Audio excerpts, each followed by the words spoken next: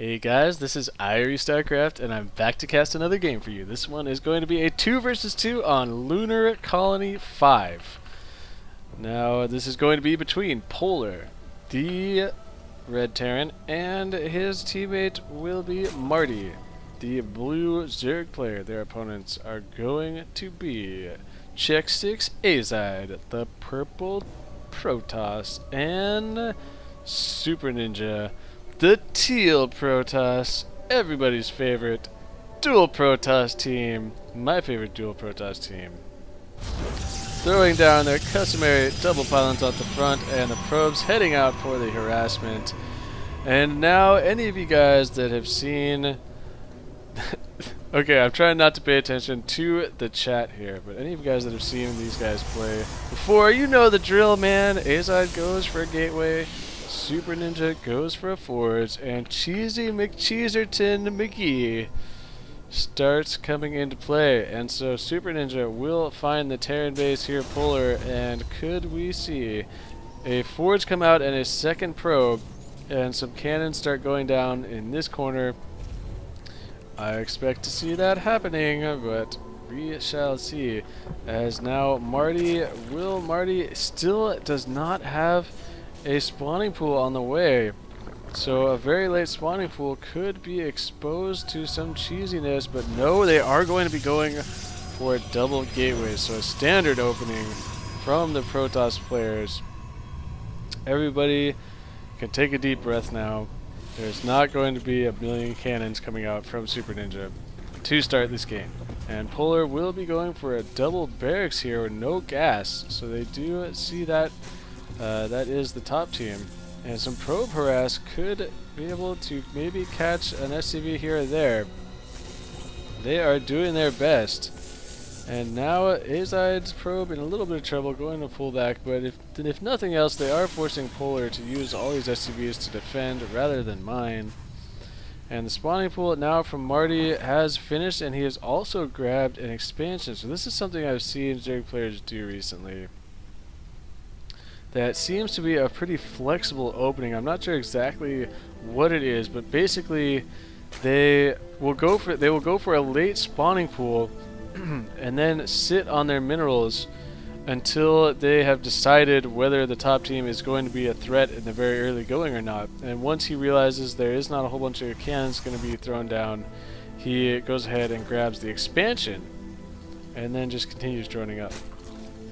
Whereas if there was some proxy pylons and cannons going down, you may have seen a lot of Zerglings come out and no expansion. But either way, Azide has, let's see, we both are chrono boosting out warp gate, it looks like, or no. SuperNinja just researching his warp gate, no chrono boost yet. He's got, he is going to be taking out this scouting SCV here. So there's a sentry and a stalker back here, and now a robotics facility coming out for Azide. So I expect to see a Twilight Council from SuperNinja. No, 2 more gateways coming out. So there is an Overlord sitting here from Marty that will be able to scout shortly if he would like to.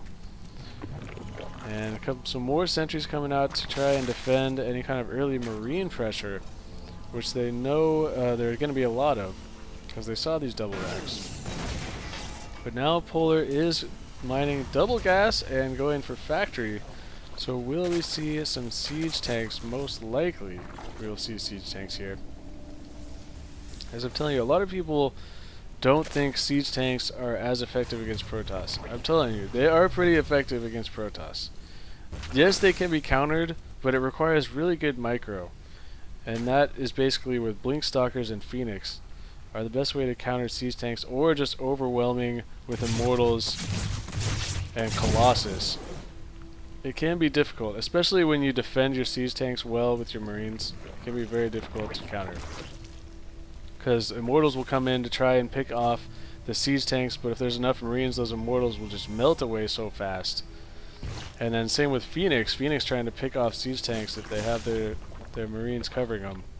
Not going to be that cost effective. So SuperNinja will be going for an expansion here, and he's got a bunch of sentries And going to be putting a forge down way over here.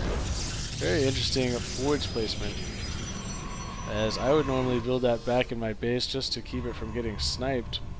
But he's going to go ahead and build it down in the front here. I wonder if he's trying to sort of set up a bit of a perimeter here to minimize Zergling run-bys, as Zerg is a very strong race on this map because of the mobility of the Zerglings. You can take out these rocks and then have free run-bys on both sides of this expansion, as well as look how open this whole area is. You can come in from up the middle, you can come in from the side here, you can come in from all the way around the top here. So it is just a nightmare to try and defend, and SuperNinja will be putting one cannon over here to try and help with that issue. Meanwhile, Marty is going for, what do we have here? We have Roach. What is that? That's Roach Speed, right? Roach Speed, and then he has queued up Tunneling Claws. So he's got Roach Speed, Tunneling Claws, Burrow on the way, and lots of roaches. Meanwhile, Azide taking straight up to Colossus. And he has not started his Thermal Lance, but I expect to see that happen very soon here. A misclick there. He has Chrono boosted his Robo Bay before he started the research. So definitely a misclick there. Going to be seeing that research start right now, as he is building an expansion. And it looks like the bottom team has realized there's Colossus, because I think a scan went off there. There's also an observer sitting right here over this army, and Azide is going to start moving that, and it looks like going to be checking this base. I'm going to find out there is no expansion for Polar. So bottom team is going to have to make something happen, because they are going to start to fall behind here. Because Polar has opted to not expand yet at all. Surprising, because Terran can sort of hang. It's like you could build a planetary fortress over here with a few missile turrets, and it'll be pretty easy to defend. But it looks like Marty has finished his burrow, and his Tunneling Claws is half finished. And he's going to be doing a bit of a roach harass over here. And going to be trying to pick off some probes, it looks like. And he's going to get one probe, two probes, and then just start running away before he can get force fielded to death. And ping going off up there. I'm not real sure why. I doubt they would be building up in that location, though it is possible. Azide, meanwhile, transferring some probes over to this base. And we have anything sneaky going on here that I'm unaware of. We do have a Spire being finished now for Marty, so, and a lot more roaches on the way. And he is macroing very well here and going to be throwing down a third base. And Azide is going to be sitting his army down over here, and now the rocks are starting to be chipped away at. And Azide could get some free roach kills here. He's going to be throwing down his force fields and trapping some of these roaches. It looks like Marty, now he is going to burrow, and here come the Marines and siege tanks from Polar. And Marty is going to unburrow and try and snipe down this Colossus. However, hallucination going down. There are 3 fake Colossi in this army, but it looks like the bottom team is well aware of the real Colossi, taking them out first, and now it looks like they will be able to force this attack back. But at what cost? Both teams losing a lot of army here. And the siege tanks, though, are still all alive in the back, and going to continue working on these rocks to really expose this expansion. And now Azide, with one real Colossus in here, is going to be getting as many free shots as he can. The siege tanks keeping this army at bay, however. And now with these rocks wide open, this base is so vulnerable. And roaches are going to run around the backside, it looks like, and try and pick off a couple of probes. Warping in some zealots here is Azide. And at the same time, SuperNinja going for a Templar Archives. And now these roaches trying to get a snipe on this Colossus, unable to do so, but they are going to burrow, but there is an observer in here, as you can see from Azide, and so they're going to be forced to unburrow and fight, and the superior surround going to the top team, but the firepower of these Marines that are all stimmed up are just ripping through the stalkers so quickly. Here comes some charge lots, though, from SuperNinja, but is it too late? I think the top team could have probably broken that army, but instead they are going to fall back. I'm very surprised here, and now some Marines are going to run around the backside trying to peck away at this Nexus, but that is not going to work. There goes that siege tank. And these Immortals, man, I'm telling you, so strong against the siege tanks when they are not protected. And oh, the trash talking going down from xSixAzide, Rutro, calling them bads. And all that is going on, Marty has got a ton of Mutalisks picking off all of these probes. You gotta be careful when you start talking trash early. These Mutas are gonna clean up these Stalkers here, but it looks like they will be forced to fall back because there are a lot more Stalkers in the back here. But they did manage to kill quite a few probes there. SuperNinja going to be transferring some fresh ones down. Psystorm is being chrono boosted, and we do not have any High Templars on the field just yet. One Archon being morphed in. Where is that happening? Whoa, we see that there was a Zergling run by Marty at the same time, and these probes on hold position, doing a nice job there by xSixAzide of screwing with the AI of those Zerglings that are trying to run after a photon cannon. And now Marty, with bringing his Mutalisks around this backside, looks like he's going to fall back here. And at the same time, Polar is creeping his way up the left side and finally working on an expansion now at the 15-minute, 45-second mark. And a couple of High Templars being sat back here to regain some energy. I would have liked to maybe see a couple more High Templars here from SuperNinja instead of morphing this one into an Archon so fast.